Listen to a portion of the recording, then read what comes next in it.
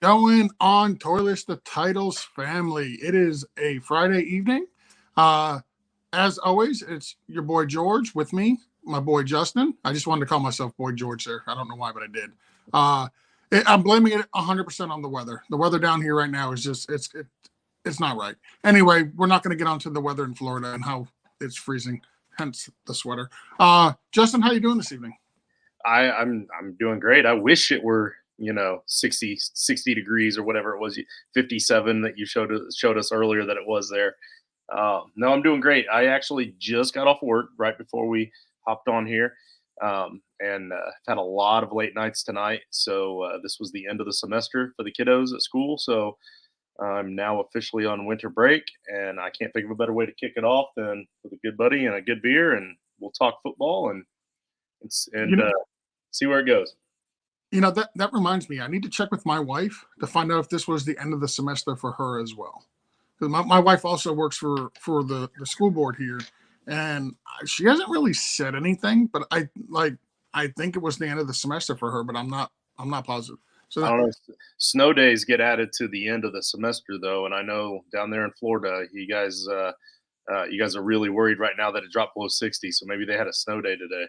I mean, listen, it is Florida law. If it dips below 60, the whole state legally has to shut down. Like nothing is open. Walmart closes. The Waffle House closes. Like it's law down here. Like we don't deal with anything under 60 degrees. That's why we live in Florida. That sounds like a So for Donnie for it Baker to be state law. That sounds like a Donnie what's Baker. that? That sounds like a Donnie Baker state law right there. Do you I know anything? mean, You know Bob and Tom? hey, listen, Florida's gonna Florida, okay? So why don't we get into this show that we got here tonight? This is the TGIF. This guy is fragile playoff edition.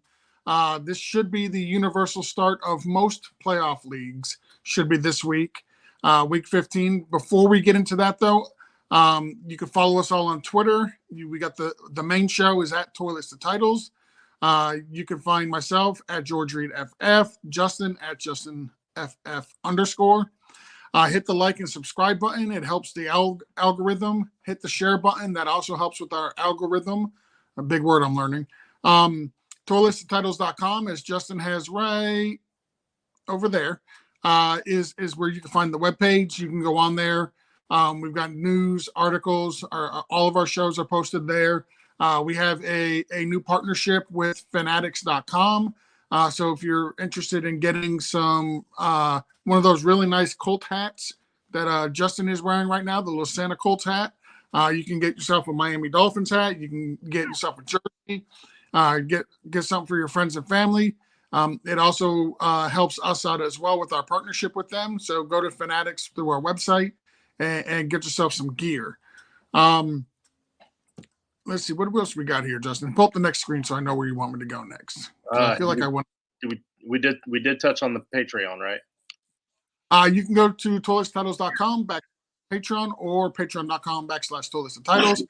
That will take you to our Patreon page.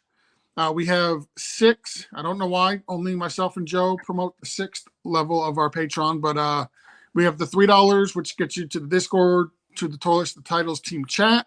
$5 gives you early access to our Patreon only waiver wire episode, and it gets you an invite to the Frankenstein. The $7.50 level is one-on-one draft advice and DFS advice, which the DFS team here absolutely crushes week in and week out. Yes, Melissa, you can get a Broncos hat as well. Believe it or not, they still sell them on fanatics.com. Yep, and I heard they're becoming so popular. When you buy the Broncos hat, you get a recording of Russell Wilson saying "Let's ride." Whether it's cringe or not, I don't know, but that's what you get. You also get 3 more free hats because they can't get rid of them. They're going to give them to the children in Africa.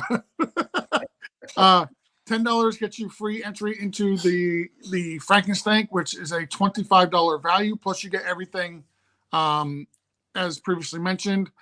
The $20 is the second to top tier. That gets you one-on-one roster analysis, 30-minute episode breaking down your league's draft, plus everything previously mentioned.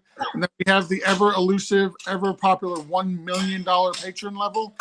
And that gets you free tickets to the Dolphins Get your free ticket to the Giants game. Joe and I will treat you like a king for that $1 million patron level. Is that $1 million per month? Yes, absolutely. All right. That's why Joe and I are the only ones who push it. We have expectations, Justin. We know our value. So you want to hear something funny? I do. My sister-in-law doesn't really watch the show very often, but when she does, for whatever reason, it tends to be this episode. And she's also a nurse. And the only reason that she is watching right now, which is Melissa here, is because she knows that I'm helping her move her stove into her house after the show is over, and she wants to be able to text me the very second that we go off the air. So I do have a question for me. Maybe you can go ahead and answer in the comments. Are you subscribed, and are you a T2T fanatic? Those are questions we need answers to. Yep. And if you're not subscribed, miss, that's my fee for helping you with the stove tonight. Yeah, absolutely. You got to hit. I'm pretty sure she is. So, all right. We probably should do a show or something. Yeah, because we got yelled at by John for going too long. So I'll go ahead and let you. My wife just got home. The dogs are going a little crazy. So I'm gonna hit the mute button. I'll let you kick off with Mike White and his rib injuries. All right, sounds wonderful. I was ready to run the banners here. So oh, okay. Then you're good. I got it. I already have it now. Mike White, rib injury. He is out for Week 15. Mike White took several shots in this game, which eventually led to him being taken to the hospital and elevated his lung fields. That sounds awkward, lung fields, but I guess because here's the technical reason why. He is a football player, so they don't have regular lungs; they have fields of lungs. So it says, all right, this is as painful as it sounds, according to. I don't have an update on this one as far as who updated this one, but according to this person, it's very painful. He can certainly be active in Week 15, but he will not be 100%. And like I said, they already said he's out, which means Zach Wilson is back at the helm as your starting quarterback for the New York Jets again. So a little seesaw back and forth there. Dallas Goedert is likely to return in Week 15. If active, he'll likely see a limited pass catching role given the state of the position. He's a must start. If not active this week, then he'll definitely be. Or Week 16 is a virtual lock. So, and I have Goddard. I've been hanging on to Goddard. Those of you that drafted Goddard or got him early and did what you should do in one tight end leagues, you let go of all your other tight ends. And you didn't have to worry about that streaming game. And now you've been streaming the last 4 weeks, and it sucks. So Dallas Goedert on a limited role is definitely still going to be worth a start this week. Because most likely there's nothing on your waiver wire that's going to compare to even a limited role Dallas Goedert.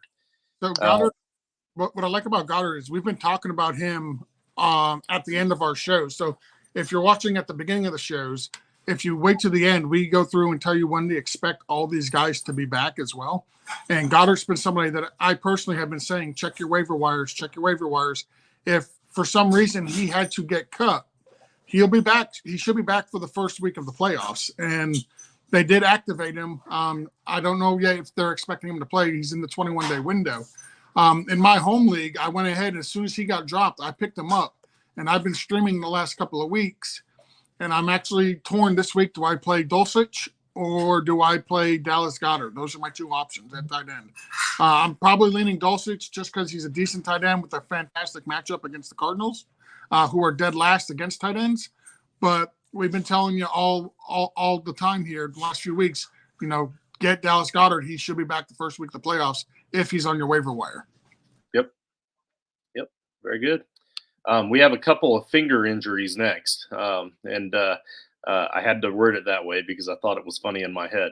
So wide receiver Tyler Lockett is expected to have surgery to repair and stabilize his fractured finger. According to a source, it's possible he only misses one game and is back for the final two, but a firm timetable will be available post-surgery. And I think that timetable might also vary a lot on the playoff situation as the season goes, 1 week at a time, right?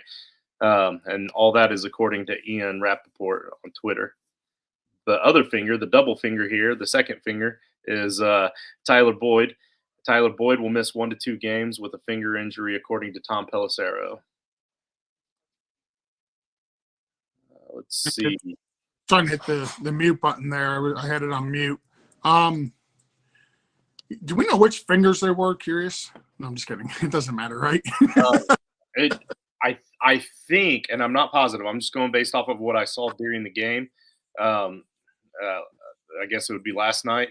Tyler Lockett, when he landed, it looked to me like he was landing and going forward, and I thought I saw his hand roll up sideways like that. And then that was the play he kind of looked down and he kind of shook it off before he got up. So I think it's his pinky finger. I think it's his left pinky finger. So back in and I'm going to age myself here a little bit, but back in the 90s and the 2000s, when they broke a finger or hurt a finger, they just take their fingers like this, put some duct tape around it, and go back in and play. I'm not saying Tyler Boyd and Tyler Lockett ain't tough. I'm just saying I don't trust guys named Tyler with finger injuries because obviously they're not playing. And also on that last roll of the tape, you had to roll it on the opposite side. Yep. So you had that extra stick.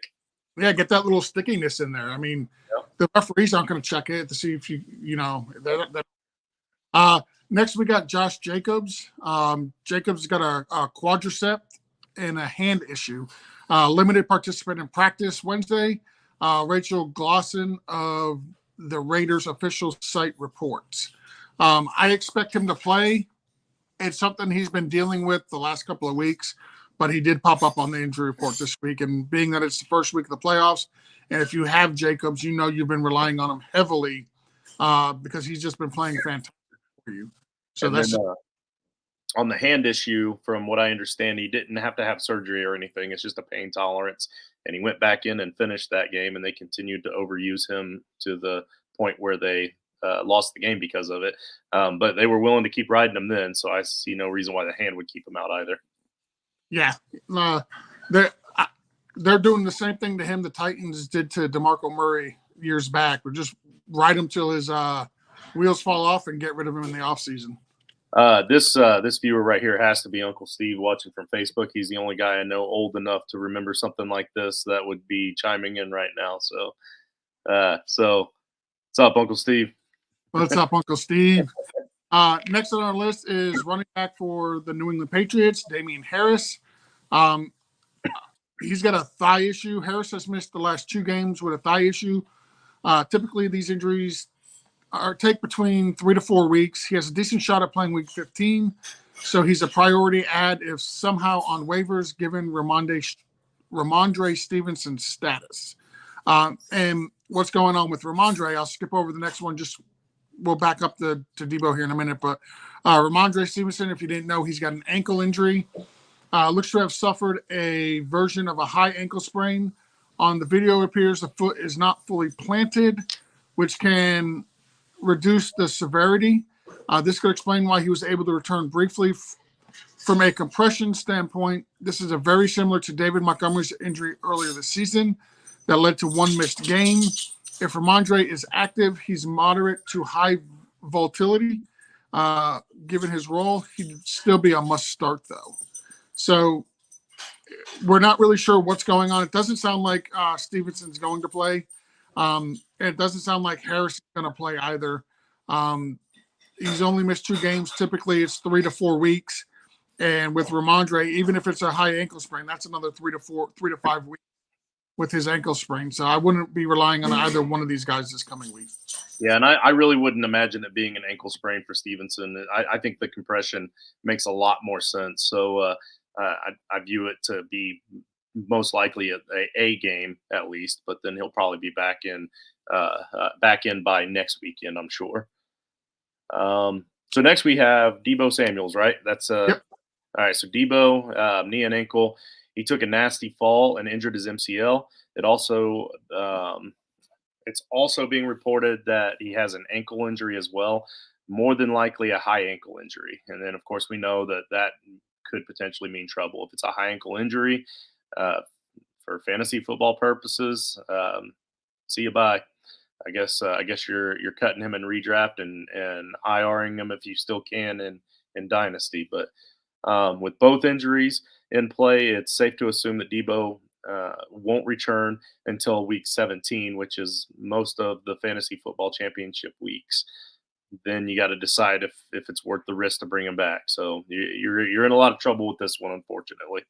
Yeah, Oh, it, go I ahead. mean, it's not even a guarantee that he'll be back week 17. The 49ers are saying be back around 3 weeks. He's probably not playing till week 1 of the playoffs at the earliest. So Yeah. I would say, yeah, if it's a redraft league, you can absolutely cut him for the remainder of the season. I know they've already won their division. They're the first team to win the division. They're going to be the first team to lock up home field. There's absolutely zero reason for them to rush Debo back and risk injuring for the playoffs. Yeah. Nope, I agree. Jeff Wilson, hip. Much like other skilled players over the last 2 weeks, Wilson suffered a hip injury. There's a chance he has a minor labrum injury and or muscle sprain. He's at high risk to sit this week, and if he's active, is still highly volatile due to recurrence. So not sounding too good for Jeff Wilson this week. Well, that and they're playing the Bills, so you're probably not going to get much usage out of Jeff Wilson this week anyway, because that Bills defense is pretty formidable. Even though they expect it to be up in Buffalo with the snow, you can't rely on it. Yep, very good. Next is a big blow to me personally and to many other fantasy players, especially in our dynasty leagues. And he's on our thumbnail. What's that? He's on the thumbnail this week, unfortunately. Unfortunately, Kyler Murray knee went down with a non-contact. As soon as he went down and it was a non-contact injury, we all knew basically his season is done.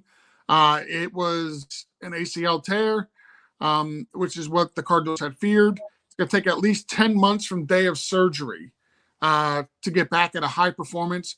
So you're literally looking,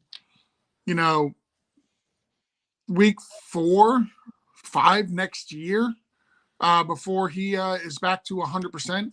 Now, I'm not saying that he can't come back sooner. That's just what, typically the average is. It depends on how much rehab he does. If he decides to do the rehab and work really hard at it versus playing Call of Duty or any other video games that may come out between now and next year. But as for this year, you can go ahead and cut Kyler Murray in all your redraft leagues. He is done for the year. Yeah, that's it's absolutely horrible too, and of course it's going to drop most of the fantasy value of the players around them, and it even hurts the defense to an extent. Field possession is bad against your defense as well. Yep, it's sad.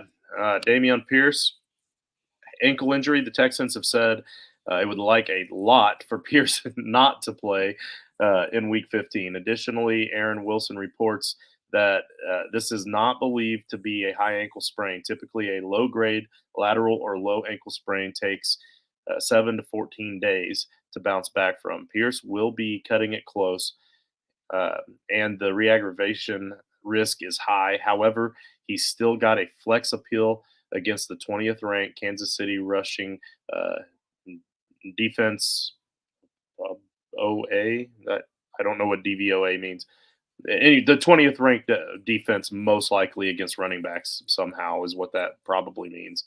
But anyhow, not great news for Dameon Pierce. And anytime you draft a player, even if it's a top tier player, and in this case, you didn't draft Dameon as a top tier player, but still, if you draft a starter, you draft a guy you think is going to be the starter, whatever, then there's always that risk that once the season gets out of hand, if they are on a bad team, like you got to consider that stuff when you're going through your fantasy drafts and stuff. So they're at that point where that's kind of a bad team. They're probably not doing anything this year. Now they have a guy that could be their potential starter for the future at running back. They're probably going to want to play it safe. Most likely, even if it's just a 1 or 2 weeks out sort of thing, they may stretch this out to the entire season just to save them. Yeah, they got no incentive to win for sure. Okay. And just so you're aware, DVOA is defense adjusted value over average. Yeah, whoever's doing all those extra stats, you're doing too much, man. I apologize. No, not you. I mean the people that actually do those extra stats. Like Oh, nobody needs all that crap. no, I was expecting you just to read it as DVOA and sound smart, but you failed me. Up next, we have Amari Cooper. He's got a hip, probably got two.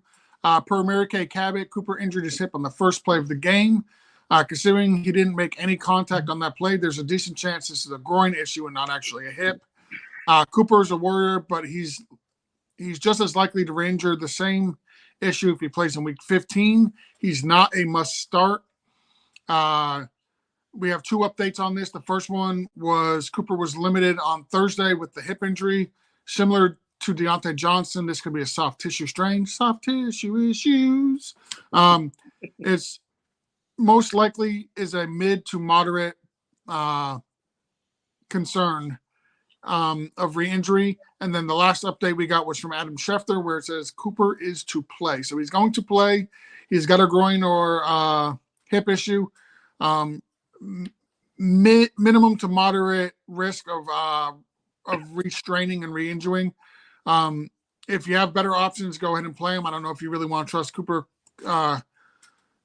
Amari Cooper in the first round of the playoffs with this injury, unless you absolutely have to. If you have a better option, that's what I would lean towards. Now we're going to start getting into the concussions, and we've talked a lot about these this year. Justin, you and I talked about this on Tuesday when more likely than not, if you get a guy who gets a concussion, he's not likely playing the next week, which is different from years past. Years past, guy gets a concussion in the game. The following week, he's right back out there. For the most part, there are some exceptions, absolutely, but for the most part, if they suffered a concussion, they'd be back the next week. That has absolutely not been the case this year. So with that, let's jump into these concussions. We got Corey Davis. This is Davis's second concussion since 2019. As we've seen with Joe Mixon and Treylon Burks this year, returning week 1 after head injuries is less common than before, which we just talked about. Don't plan on having Davis in week 15. If he's active, he's highly volatile. I don't think he's going to play, to be honest. I don't see him playing. Next one we have, I don't know if it's going to hurt teams or not, to be honest. Like, it would be a good thing that he's not playing. I don't know. Yeah, it might help those of you who have been truthers of him thinking he was going to bounce it back, and you still keep starting him. Now you have no choice but to do the right thing. Yeah, the only thing that stinks is he was having a heck of a game last week before the injury. But if you looked at his eyes and you looked at his face after that concussion he suffered, it was brutal. Yeah. Got Russell Wilson. Given the current NFL concussion landscape, the chances of him playing are slim on a 1-week turnaround, as we've seen with Matt Stafford, Tyrod Taylor, Tua Tagovailoa. If he is active, he's not playable as the fantasy playoffs start, and a reoccurrence is possible, which would lead to 0 in the fantasy football box score. But the update is Russell Wilson has already been ruled out for week 14. So, like we said, it's most likely you get the concussion, you're missing at least one game now going forward. Yeah, absolutely. I'm going to let you get the next two real quick. I've got to step away for just a second. I'm going to make them the 2 concussions, too, just to go ahead and continue the trend. So Go for it. We got Kenny Pickett up next. Kenny Pickett, the unfortunate Pickett's second concussion of the season. It's bad enough when they have multiple concussions over the course of their career, but 2 in a season makes it a lot more likely that they're going to try to play it safe here. But the chances of him playing are slim, and he's highly volatile if active in week 15. So, and then the update is Kenny Pickett's been ruled out for week 15. So, again, second one in the same season, and he's potentially your future. You hope he's the future quarterback of your franchise. They may not roll him out for a few games at least. Huntley is ruled out with a head injury in week 14. So I'm just going to jump right to the meat and taters here. I don't know why we read the other part if there's an update. So the update is Huntley will return to start for the Ravens in week 15. Huntley did have a concussion. He's evidently back and ready to roll. So those were our 2 concussions there. The next one hits close to home because I have a whole lot of shares of DJ Moore. DJ Moore with the knee and ankle injury may be another one of those situations where I can finally bench him and feel comfortable with it if he doesn't play. But Carolina called it this ankle in. They called this ankle injury an ankle sprain, but Adam Schefter turned around today and said that it was a knee issue. On the video, this looks very similar to Debo's injury from Week 14, but given the fact Moore is day to day, there's at least hope that it isn't serious. If active in Week 15, Moore will likely be highly volatile. Let's see. T. Higgins with a hamstring injury. T. Higgins is questionable to return with the hamstring injury. I'm just going to go straight to the update here. In an odd turn of events, Ben Baby reports that Higgins wasn't supposed to play at all before sneaking onto the field on the third snap of the game. It's unclear if Higgins had a setback or was literally lost in pregame and unable to communicate with the coaching staff. For now, assuming there wasn't a true setback, he's got a decent chance at playing in Week 15. Monitor this closely throughout the week. Okay, so that's interesting right there. So Higgins thought that he was supposed to play. The coaching staff thought he wasn't, or said that he wasn't going to play, but he was still suited up and went out there on the third play. This is the first I'm hearing about this. This is interesting. Good on you, T. Way to give it a heck of a shot. I just want to know how that happens, right? if he's not supposed to play, like, how does one of the coaches and the assistants or whatnot not take his helmet from him? Well, I think the point is, I think he was able to play, but the coaching staff just didn't really want him to. So he was like active, but it was just going to be, emergency only or whatever, certain situations, decoy, whatever. But then he ended up rolling out there on the third play, like, oh, hey, wait, this is my down. I'm going to go out there and play football. Yeah, it's just I don't understand the like. Well, maybe he got a concussion before the game too. I mean, obviously there was a failure of communication.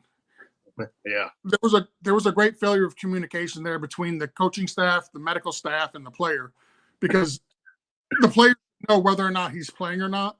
The medical staff should be, communicating that information to the player, or the coaching staff should be as well. So there's a huge failure of communication somewhere along that chain. It was very, very interesting to look at that and get that information. My comment about the concussion was just a really bad segue to get back into the last one here. I'm working on it. Hey, okay. Listen, we're only at 30 minutes. We're not even at 30 minutes right now, so Sheps will be happy. Last one we have on the list is Treylon Burks. He also went out with a concussion. Burks, he's been ruled out for Sunday's game against the Chargers, which really stinks because Chargers are one of the worst defenses in the NFL, unless they're playing the Dolphins, and all of a sudden they are the 85 Bears. And that is from Jim Wyatt of the Titans team itself. So those are all your injuries. Here are the guys that we are expecting to come back soon.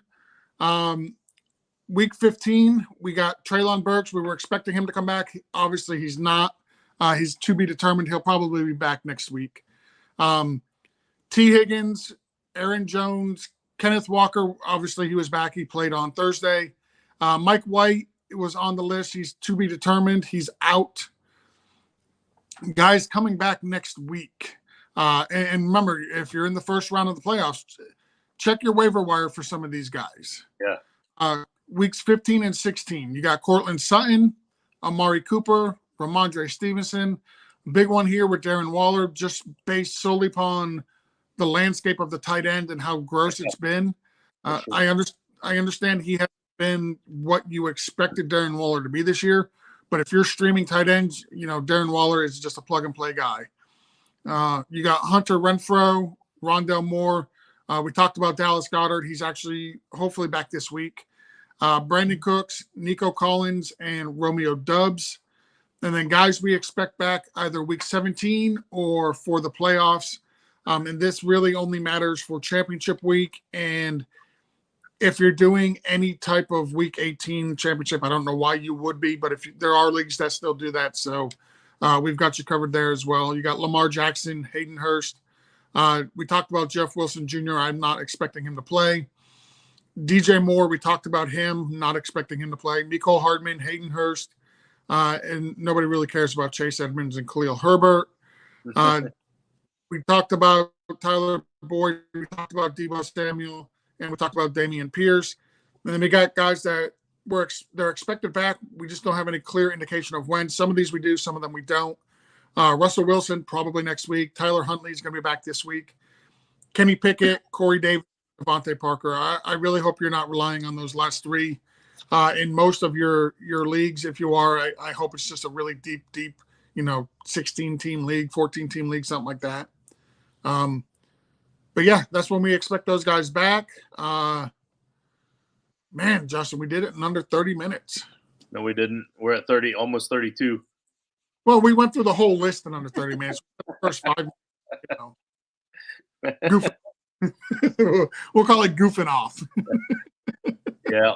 Oh, that's brings me back. Do you know of Bob and Tom, the radio show? No. Okay. Well, they're a local Indiana or Indianapolis radio show, but they've been syndicated, so they're all over the country. So I didn't know. But, okay, I was getting ready to ask if they're local to Indiana. What makes Florida? That's where my Donnie Baker comment from earlier came from. You'll have to Google him later. YouTube Donnie Baker. You'll thank me later. I'll do that after the show for sure. Yeah, we got to get off here. Hey, for George Reed, this is Justin Stevens. Appreciate you guys. Signing out.